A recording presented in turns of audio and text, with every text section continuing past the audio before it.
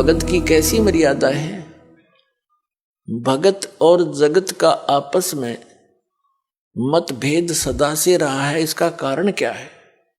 इसका कारण यह है कि भगत की परंपरा मर्यादा जगत से भिन्न बन जाती है और जिन परंपराओं को लेकर वो पहले समाज में चल रहा था, इतने वजन को उठाकर इस भक्ति मार्ग पर प्राणी चल नहीं सकता।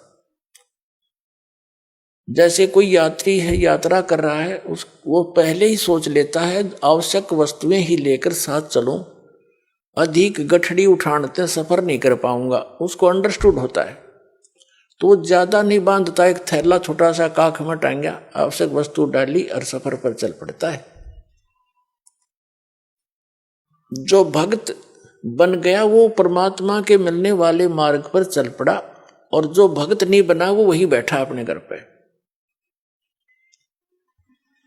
वो उस वस्तु को प्राप्त नहीं कर सकता। तो उसकी मर्यादाएं कुछ अन्य हैं, उनसे हटकर हम अपने सीमित करके इस सफर पर चल सकते। तो इस प्रकार जगत और भगत की आपस में मतभेद बना रहता है कि ये तो ऐसे भी नहीं करते, ये त्योहार भी ना मनाते, ये तो दहेज भी ना देते, ये लेते भी को नहीं। तो इस तरह के हम नहीं कर सकते, क्योंकि हमें ज्ञान हो गया कि आज हम किसी से लेते हैं, कल देना पड़ेगा।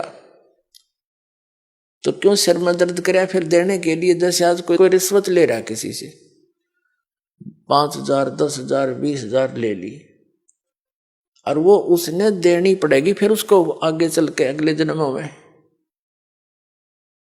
अब परमात्मा आदरणीय गरीबदास साहिब जी कहते हैं, तुमने उस दरगाह का मैल नहीं देखा और धर्मराज के तिल तिल का लेखा। बता, कहते तुम इसलिए गलती करते हो, तुमने वो स्थान ना देखा जहां पर फैसले होते हैं इस भगवान के सत्र के। तुमने उस दरगाह का वो मैल नहीं देखा, धर्मराज के तिल तिल का लेखा। ये बालकों का खेल है। एक तिल यानी एक जरा सी भी कोई आपकी वस्तु है, आपस में वो लेन देन किसी भी जन्म में हो, चाहे 1000 जन्म के बाद हो, आपकी वो पूरी करनी पड़ेगी। आज कोई रिश्वत ले रहा है, अगले जन्म में वो दामाद बनकर लेगा उसका और पैसा ले जाएगा, और फिर मृत्यु हो जाए मन माने, वो पैसा भी गया, लड़की दूसरी जगह ब्याहनी पड़ेगी। तो टूट गया कहर उसके ऊपर। हमारे सामने जितनी भी ये आपदाएं आती हैं, ये पिछले संस्कारों से हैं। इसको समझने के लिए एक उदाहरण है।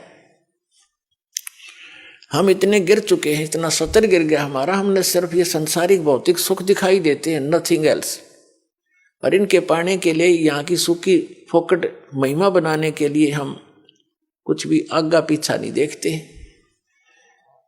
एक व्यक्ति का विवाह हुआ, एक पुत्र उत्पन्न हुआ, उसकी पत्नी की मृत्यु होगी, उसने दूसरी शादी की, 10-12 वर्ष के बाद दूसरा पुत्र हो गया, वो स्वयं भी मर गया, उसकी पत्नी भी मृत्यु को प्राप्त होगी।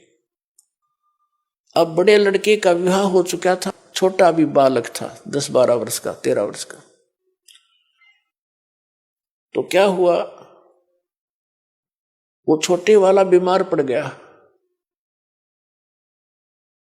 बीमार हो गया तो उन्होंने कुछ थोड़ा बहुत ट्रीटमेंट करवाया, फिर किसी ने बताया कि इसको वहां ले जाओ, हफ्ता 10 दिन वहां रखना पड़ेगा, कितने पैसे लगेंगे, 500 रुपये का खर्चा होगा।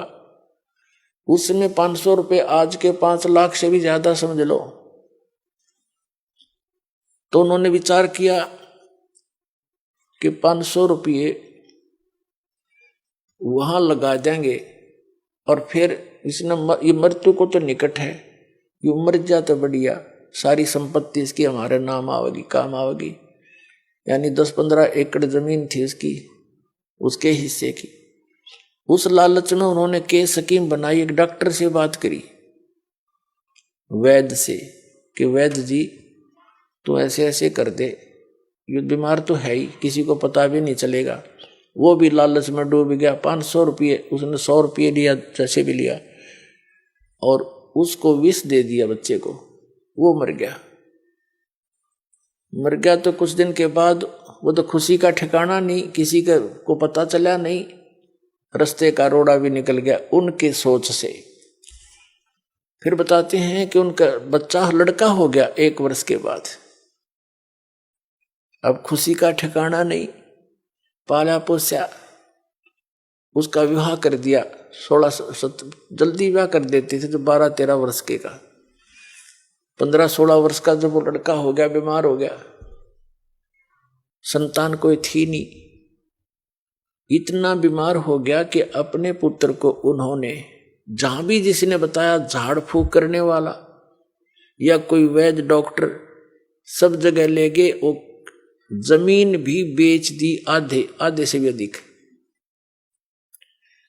और उसको कोई आराम होने का नाम नहीं।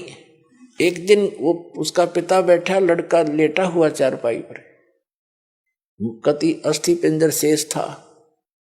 तब उस लड़के ने कहा कि भाई साहब, अपने पिता की तरफ मुंह करके कहा, भाई साहब। अब उसने सोचा तो कति इसकी बुद्धि भी खत्म हो ली, मुझे भाई कहने लग गया। कहा कि भाई साहब मेरी लकड़ियों की व्यवस्था कर ले और एक कफन तैयार कर ले। वो कहता है बेटा मैं तेरा बाप हूं, मैं तेरा पिता हूं, भाई नहीं हूं। बोला नहीं तो मेरा भाई है। अरे सुन ले राम कहानी, मैं तेरा वही भाई हूं जिसको तूने विष देकर मारा था। और किस लालच में कि यह संपत्ति तेरे नाम हो जाएगी। यह संपत्ति भी मेरी आली सारी तूने बेच बेच के मेरे ट्रीटमेंट पर लगा दी है। अब केवल तेरा मेरा हिसाब एक कफन और लकड़ियां का रह रहा, कर ले तैयार। तब उसकी वह बुद्धि के सक्रिय खुल गए। अगर सचमुच मैंने तो नाश करया, भाई मारा और संपत्ति भी गई। रोन लग गया आंखों में पानी भर के। तो वो लड़का कहने लगा ये भी रोन दौड़ तो कुछ ना पाखंडी, तो अपनी तैयारी पकड़े। अब उसने उस समय विवेक आया कि भाई ठीक है, जैसा इस नीच ने करया मेरे तो आगे आगी। इबोर तो संतान मेरा हो को नहीं, इकलौता पुत्र था तो मरेगा, मेरा तो वंश नष्ट हो गया। जिसा मुझे मैंने किया ठीक मिला मुझे तो। पर एक बात और बता दे, जो है तेरी पत्नी है, तेरी मृत्यु के बाद अब इसको जीवित जलाया जाएगा, क्योंकि सती प्रथा थी उसमें। पति मर जाता था तो पत्नी से पहले तो पत्नी को जिंदा जलाया जाता था चिता में, जैसे मुर्दे को फूकते, उसको सती कहते। अब इसका क्या दोष, इसने अब इसको जिंदा जलाया जाएगा। तब उसने बताया कि वो डॉक्टर कहाँ है जिसने मुझे व्यस्त दिया था, वैद्य।